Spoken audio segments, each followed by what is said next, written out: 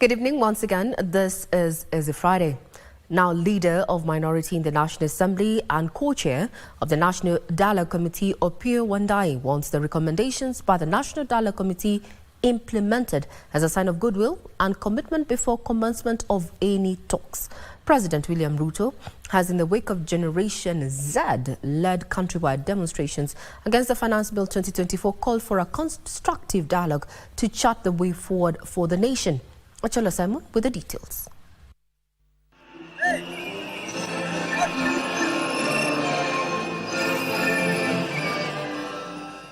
As the country grapples with the aftermath of demonstrations triggered by the Finance Bill 2024, President William Ruto has called for an all-inclusive dialogue to give a proper structured framework on how to address issues raised by Gen Z and other stakeholders.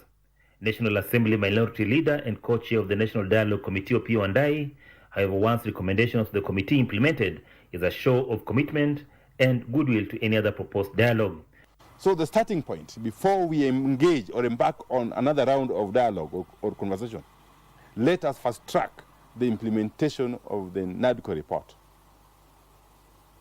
We have, as a country, all it takes to be able to implement that report. To demonstrate good faith and commitment, let us see, beginning Monday next week, a commitment by the government side to have the implementation of the NADCO report fast-tracked.